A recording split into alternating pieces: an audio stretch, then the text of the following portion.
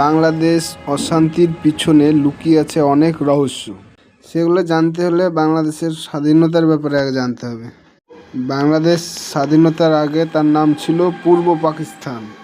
এখনকার পাকিস্তান ছিল পশ্চিম পাকিস্তান। পূর্ব পাকিস্তানের সাথে পশ্চিম পাকিস্তানের কোনো সময় মিল থাকতো না। অনেক অশান্তির পর শেখ মুজিবুরের নেতৃত্বে মুক্তিবাহিনী গঠন হয় এবং পাকিস্তানি সেনার সঙ্গে শেখ মুজিবুরের মুক্তিবাহিনী যুদ্ধ করে এবং সেই সময় ভারত শেখ মুজিবুরকে পুরোপুরি সহযোগিতা করে এবং পাকিস্তান সেই যুদ্ধে হেরে যায়। পাকিস্তানের 93,000 সৈন্য সারেন্ডার করে এবং পূর্ব পাকিস্তানকে আলাদা দেশের স্বীকৃতি দেয়, যার নাম দেওয়া হয় বাংলাদেশ। এবং শেখ মুজিবুর রহমান বাংলাদেশের প্রধানমন্ত্রী হয়। শেখ মুজিবুর রহমান প্রধানমন্ত্রী হওয়ার 3 বছর পরই তাকে আবার হত্যা করা হয় 1975 সালে। পরিবারের 17 জন সহ তাকে হত্যা করে। সেই সময় শেখ হাসিনা ও তার বোন শেখ রেহানা জার্মানিতে থাক। পাকিস্তানের ইন্টেলিজেন্স শেখ হাসিনা ও শেখ রেহানাকে জার্মানিতে হত্যা করার ষড়যন্ত্র করে এবং সেটা ভারতের ইন্টেলিজেন্স জানতে পেরে যায় এবং শেখ হাসিনা ও শেখ রেহানাকে জার্মানি থেকে ভারতে নিয়ে চলে আসে ইন্দিরা গান্ধী প্রধানমন্ত্রী থাকা অবস্থায়। মে 1981 সালে জিয়াউর রহমান হত্যার পর শেখ হাসিনা আবার বাংলাদেশ যায় এবং সেখানে গিয়ে রাজনীতি করে সে আবার প্রধানমন্ত্রী হয়।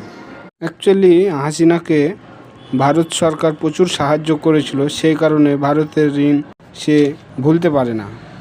সেজন্যে শেখ হাসিনা ভারতের হয়ে কথা বলতো, ভারতের কথাই চলতো, কিন্তু সেটা বিরোধীরা সহ্য করতে পারতো না। সেই কারণে হাসিনার পিছনে ষড়যন্ত্র করা হয়, যার ফলে তাকে বাংলাদেশ ছাড়তে হয়। আসলে ছাত্র আন্দোলনটা ছিল একটা ইস্যু, এর পিছনে লুকিয়ে আছে অনেক বড় ষড়যন্ত্র। পাকিস্তান ও আমেরিকার হাত ছিল এই ষড়যন্ত্রে। ভারতের সঙ্গে ভালো সম্পর্ক সেটা সহ্য করতে পারতো না। আর ডক্টর মোহাম্মদ ইউনূসের পিছনে যে আন্দোলন হচ্ছে সেটাও একটা ইস্যু। এই ষড়যন্ত্রটা করছে হাসিনার পক্ষ থেকে। ডক্টর মোহাম্মদ ইউনূস ভারত বিরোধী, সেই জন্য ভারতের সাথে সম্পর্ক খারাপ হওয়াতে বাংলাদেশ ও ভারতের দুজনেরই ক্ষতি হচ্ছে এবং আরও খারাপ হবে। যে কোনো মাল বাংলাদেশের বিক্রি হলে বাংলাদেশ কম টাকায় পেয়ে যায় আর ভারত অন্য দেশের তুলনায় বেশি টাকা পায়, কিন্তু বাংলাদেশের সাধারণ মানুষ সেটা বুঝতে পারছে না। এখানে আমেরিকা পাকিস্তান চাইছে ভারতের সঙ্গে বাংলাদেশের যুদ্ধ হোক, তাহলে ভারত দুর্বল হয়ে যাবে আর ওদের অস্ত্র বিক্রি হবে। আসলে ছোটোখাটো দেশগুলোকে বড় দেশগুলা কাঠের পুতুলের মতো করে রাখে। আসলে ভারত বাংলাদেশ অশান্তির মূল কারণ পাকিস্তান আমেরিকা, তারা নিজেদের স্বার্থে বাংলাদেশকে নাচাচ্ছে।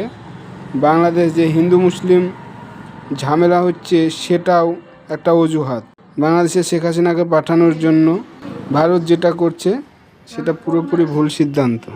ডক্টর মোহাম্মদ ইউনূসের সঙ্গে সম্পর্ক ভালো করে তাদের সঙ্গে আবার ব্যবসা বাণিজ্য ঠিকঠাক করা এবং বাংলাদেশেরও উচিত ভারতের সঙ্গে সম্পর্ক ঠিক করে ভারতের সঙ্গে ব্যবসা বাণিজ্য সব ঠিকঠাক করা, যাতে ভারতেরও উন্নতি হবে, বাংলাদেশেরও উন্নতি হবে, নাহলে দুজনেরই ক্ষতি হবে। শেখ হাসিনা বাংলাদেশের অনেক মানুষকে বিনা দোষে শাস্তি দিয়েছে, সে কারণে শেখ হাসিনাকে চলে যেতে হয়েছে। এখন ভারতের যেটা উচিত সেটা হলো বাংলাদেশের সঙ্গে সম্পর্ক ঠিক করা, আর বাংলাদেশের উচিত ভারতের সঙ্গে সম্পর্ক ঠিক করা। দেশের সম্পর্ক দেশের সাথে হয়, মানুষের সাথে না।